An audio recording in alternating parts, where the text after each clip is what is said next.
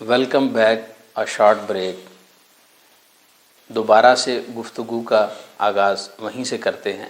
جیسا کہ آپ بتا رہے تھے کہ لیبر کے لیے بے شمار قوانین پاکستان کے قانون میں موجود ہیں.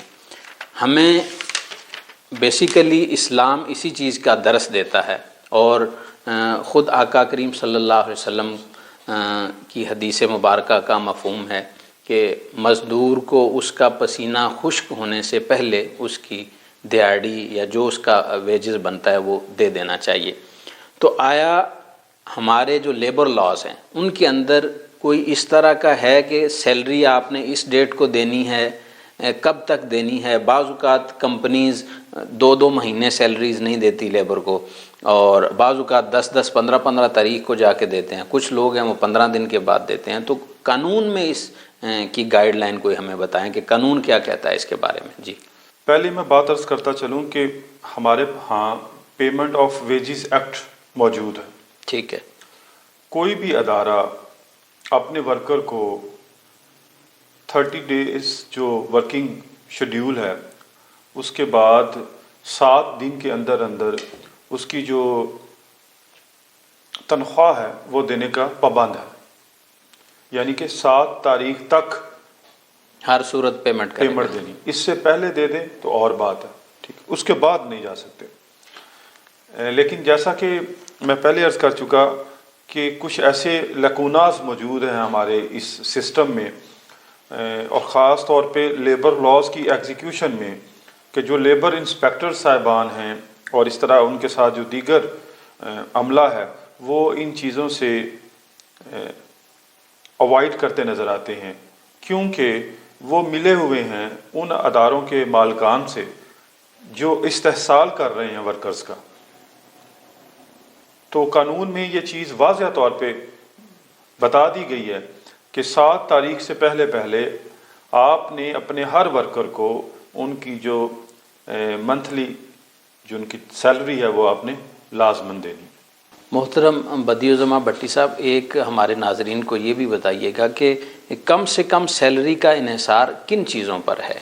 جی بالکل، اس بارے میں عرض کرتا ہوں کہ جو منیمم ویجز آرڈیننس 1961 ہے ہمارا، اس میں جو سٹینڈرڈز سیٹ کیے گئے ہیں، جو میں پہلے بھی عرض کر چکا ہوں کہ ایک منیمم ویج لیول سیٹ کیا گیا ہے اداروں کی مشاورت کے بعد، اور اس منیمم ویج آرڈیننس کے تحت جو کم سے کم سیلری کا انحصار ہے وہ بنیادی طور پہ 4 چیزوں پر ہے. نمبر 1 کہ وہ جو ورکر ہے وہ کس جگہ پر اپنی سروسز سر انجام دے رہا ہے، یہ ڈپینڈ کر رہا ہوتا ہے، اس کی بنیاد پہ سیلری فکس کی جاتی ہے. بعض اوقات آپ نے دیکھا ہوگا کہ کچھ کام اس نوعیت کے ہیں کہ جو شہر سے دور افتادہ علاقوں میں وہاں پہ جا کے پرفارم کرنے ہوتے ہیں. تو ایسے افراد جو شہروں سے دور جنگلوں میں یا دور افتادہ ایریاز میں اپنی سروسز دے رہے ہوتے ہیں، ان کا جو منیمم ویجز لیول ہوتا ہے وہ ڈیفرنٹ ہوتا ہے بنسبت جو شہروں کے پاس ہوتے ہیں. یہ ہو گیا پہلا نقطہ. دوسرا یہ ہے کہ سکلڈ اور انسکلڈ، جو ہم نے شروع میں بات کی کہ انفارچونیٹلی ہماری سوسائٹی میں سکل پہ زیادہ توجہ نہیں دی جا رہی. شروع سے ہی مجھے یاد ہے جب ہم لوگ میٹرک میں تھے تو اس وقت باقاعدہ اسکول کے اندر آرٹس گروپ تو موجود تھے پراپرلی، لیکن سائنس گروپس موجود نہیں تھے، اور حتیٰ کہ کچھ ٹیچر صاحبان اس چیز پہ بھی ریزسٹ کرتے تھے کہ کوئی بچہ سائنس نہ رکھے. لیکن اب موجودہ حالات میں الحمدللہ ہماری تعلیمی پالیسی میں کافی تبدیلی آئی ہے، اور اس میں تقریباً کم و بیش تمام بچے سائنس سبجیکٹس میں بلا جھجک اور بلا خوف و خطر آ سکتے ہیں. بلکہ مجھے یاد ہے بڑی اچھی طرح کہ میرے والد صاحب نے فرمایا کہ آپ لوگوں نے سائنس 9th میں رکھنی ہے. تو ہمارے جو اس وقت کے جو کچھ ٹیچرز تھے ہمارے اسکول کے، انہوں نے باقاعدہ رجسٹ کیا اور ہمیں مختلف ایشوز میں الجھانے کی کوشش کی کہ آپ لوگ سائنس نہیں رکھ سکتے. اور میں سمجھتا ہوں کہ وہ بہت زیادہ ظلم اور زیادتی کی بات تھی کہ یہی وجہ ہے کہ اس وقت بھی ہماری سوسائٹی میں ابھی ریسرچ اورینٹڈ ورک کی بڑی کمی ہے. ریسرچرز ہمارے پاس بہت تھوڑے ہیں. کریٹیو مائنڈ جو ہے نا وہ بچپن سے بنتا ہے. اس کے لیے ایک بڑی عمر کا ہونا ضروری نہیں ہے، بلکہ جن بچوں کو آپ چھوٹی عمر سے کریٹیو سچویشنز دیتے ہیں وہ ان سے گزرتے ہوئے پھر آپ کو ایک نئی چیز جو انوینٹ کر کے دیتے ہیں. تو بدقسمتی یہ ہے کہ اسکلڈ ورک کو ایک تو یہاں پہ حقیر سمجھا جاتا ہے. لوگ اس طرح کے ڈپارٹمنٹس کو نہیں کرتے جس میں آپ کو لیبر مشقت والا کام ہو، ہاتھ سے کرنے والا کوئی کام ہو. اور ہماری سوسائٹی بابوؤں کو پسند کرتی ہے. وہ چاہے آپ نے دیکھا ہوگا کہ آپ کسی بھی سرکاری ادارے میں جائیں تو آپ نے دیکھا ہوگا کہ وہاں پہ جو بابو تشریف فرما ہیں، کلرک جسے ہم کہتے ہیں، ان کے پاس ٹیبل پہ فائلوں کا ڈھیر ہوتا ہے اور ایک پینسل ہوتی ہے، اور ان کا کام صرف یہ ہے کہ انہوں نے فائلوں کو ٹک کرنا ہے. اور ہماری سوسائٹی میں اس طرح کی پروفیشن کو زیادہ پسند کیا جاتا ہے. یہی وجہ ہے کہ ہمارے اس کلچر نے، یہ جو پیچھے کلچر ہمارا گزرا ہے، جو ہمارا تعلیمی ایک سینیریو جس سے ہم گزر کے اب ہم ایک جدید دور کی طرف گامزن ہیں، تو اس میں بابو کلچر کو پروموٹ کیا گیا. اس وجہ سے جب تک آپ اپنے ادارے کو جس قدر زیادہ آؤٹ پٹ دیں گے، اسے جس قدر قابل کریں گے کہ وہ رزلٹ اورینٹیڈ پروڈکشن دے سکے، دین ادارہ آپ کو پے کرے گا. اور اگر آپ صرف پینسل لے کے، مارکر لے کے فائلیں ٹک کرنے کے لیے بیٹھے رہیں اور آپ یہ تصور کریں اور خیال کریں کہ ہماری تنخواہ جو ہے وہ 50,000 روپے ہونی چاہیے، تو یہ پاسبل نہیں ہے. تو میں عرض کر رہا تھا کہ اسکلڈ اور ان اسکلڈ جو لیبر ہے اس میں بہت زیادہ فرق ہے. جو اسکلڈ ورکرز ہیں وہ آپ کو رزلٹ پرووائڈ کرتے ہیں. جو ان اسکلڈ ورکرز ہیں وہ آپ کو خاطر خواہ فوائد ادارے کی پراسپیرٹی کے لیے پرفارم نہیں کر پاتے. اس وجہ سے ان کا جو منیمم ویج لیول ہے نا وہ ہمیشہ سے کم رہا ہے. لہٰذا حکومت وقت کو چاہیے کہ ہماری اس سوسائٹی میں اسکل پہ کام کیا جائے. اور یہی ایک دوسرا نقطہ ہے منیمم ویجز کے حوالے سے. اور تیسرا ہے ڈیزگنیشن. عہدے کے اعتبار سے جو منیمم ویجز ہے وہ سیٹ کی جاتی ہے کہ ایک فرد کس ذمہ داری پہ ہے، کہ اس کا ڈیزگنیشن کیا ہے. اور ڈیزگنیشن اس کی اسکل پہ ڈیپینڈ ہے. ڈیزگنیشن ہمیشہ اس کی اسکل پہ ڈیپینڈ ہوتا ہے، کیونکہ کسی بھی عام بندے کو آپ ایک ایسا ڈیزگنیشن آفر نہیں کرتے جس نے ایک ڈپارٹمنٹ کو رن کرنا ہو. لہٰذا تیسرا نقطہ ڈیزگنیشن ہوگا. اور چوتھا ہے انڈسٹری، کہ کس نوعیت کی انڈسٹری ہے اور جس میں یہ ورکرز کام کر رہے ہیں. تو یہ وہ 4 بنیادی چیزیں ہیں جن پہ کم سے کم سیلری کا انحصار ہوتا ہے. جیسا کہ بھٹی صاحب آپ بتا رہے تھے کہ انڈسٹری بھی اس میں ڈائریکٹ انوالو ہے، تو آپ نے بیسک جہاں سے تعلیم حاصل کی اس کے قریب ایک سندر انڈسٹریل زون ہے، بہت بڑا لاہور کے گرد و نواح میں سندر انڈسٹریل زون.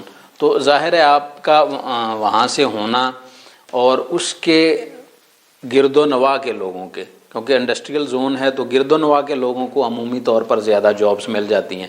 تو آیا وہاں پر ابھی آپ نے کبھی وزٹ کیا، یا ادھر کے لیبرز کو جو مسائل ہیں ان میں سے کوئی ہماری عمومی طور پہ لوگوں کو اویئرنیس دینے کے لیے کوئی چیزیں آپ ڈسکس کرنا چاہتے ہیں؟ بہت شکریہ، آپ نے بڑا اہم کویشچن رائز کیا ہے. میں سمجھتا ہوں کہ میں نے جو لیبر لاز میں جو میری اسپیشلائزیشن ہے وہ میں اسی بنیاد پہ کی تھی کہ انڈسٹریل ایریاز میرے جو رہائش کے قریب تھے. تو بدقسمتی سے 16-17 سال گزر گئے، لیکن وہاں پہ لیبر کی جو حالت ہے وہ بڑی ہی خراب ہے. مجھے یہ کہتے ہوئے بڑا افسوس ہو رہا ہے کہ 8 گھنٹے کی ڈیوٹی کو 16 گھنٹے میں کنورٹ کر دیا جاتا ہے، اور بعض اوقات تو 24 گھنٹے ایک ورکر کام کر رہا ہے. اس کا نتیجہ یہ نکل رہا ہے کہ ہماری جو ینگ جنریشن ہے، خاص طور پہ جن کے جو مالی حالات ایسے نہیں تھے کہ وہ اپنی ایجوکیشن کو کمپلیٹ کر پاتے، اور انہیں ابتدائی دنوں میں ہی تعلیم کو خیر بات کہہ کے ورکنگ فیلڈ میں آنا پڑا، تو ان لوگوں کی جو صحت ہے وہ بڑی ڈسٹرب ہو رہی ہے. چونکہ میری فیملی ایک صحت کے حوالے سے اس ایریے میں ایک ریناؤنڈ الحمدللہ ہے.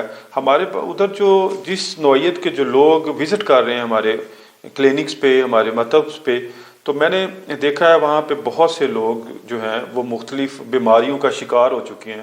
ان میں خاص طور پہ چسٹ انفیکشنز بہت زیادہ پائی جا رہی ہیں، کیونکہ جو انڈسٹریل ایریا ہے، خاص طور پہ ڈائنگ ویونگ کے جو یونٹس ہیں، ان میں خاص قسم کا کیمیکل اڑتا ہے جو دمے کا جو مرض ہے وہ وہاں پہ بڑھ رہا ہے. اس کے علاوہ بے شمار ایسی بیماری ہیں جو وہاں پہ پھیل رہی ہیں. اس کے علاوہ چائلڈ لیبر ان اداروں میں بہت زیادہ پروان چڑھ گئی ہے. میرے پاس پچھلے دنوں ایک کیس آیا ہے، اس میں والد صاحب الیکٹریشین تھے، ان بچوں کے 5 بیٹیاں اس آدمی کی، وہ انفارچونیٹلی ان کی ڈیتھ ہو گئی.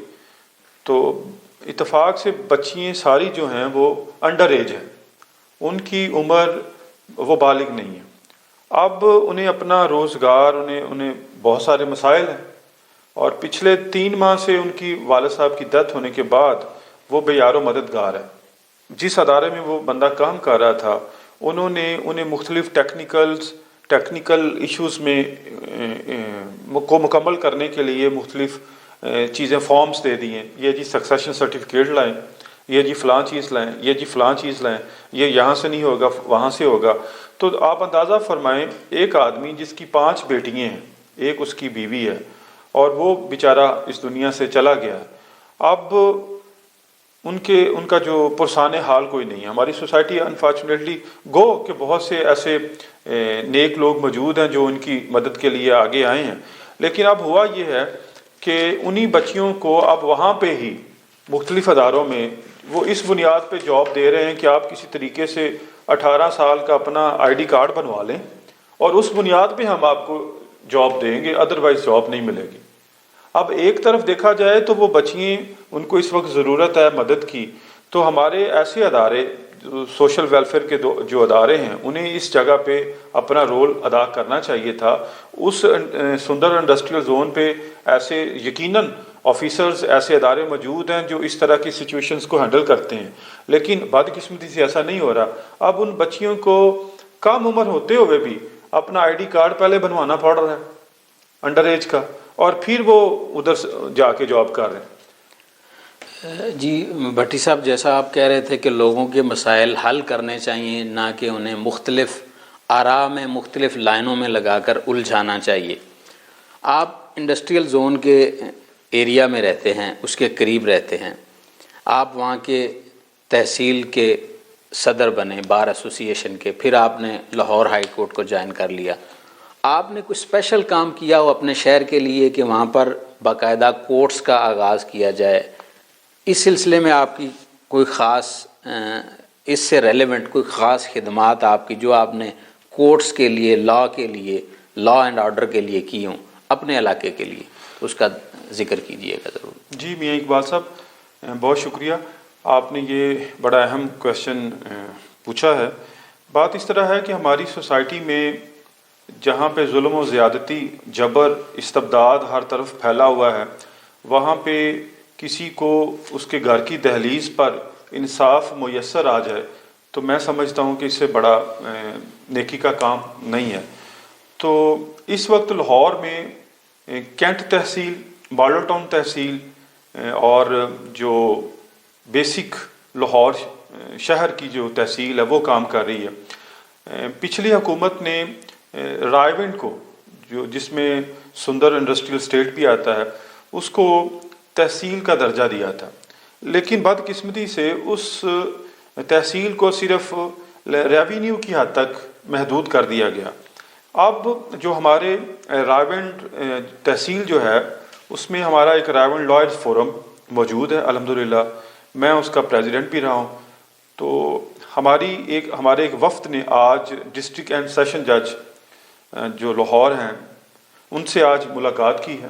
اس سلسلے میں ہم نے ان سے گزارش کی ہے کہ جتنی جلدی ممکن ہو سکے تحصیل رائے ونڈ کے لیے جو عدالتوں کا جو ایک سسٹم ہے اسے وہاں پہ لانچ کیا جائے.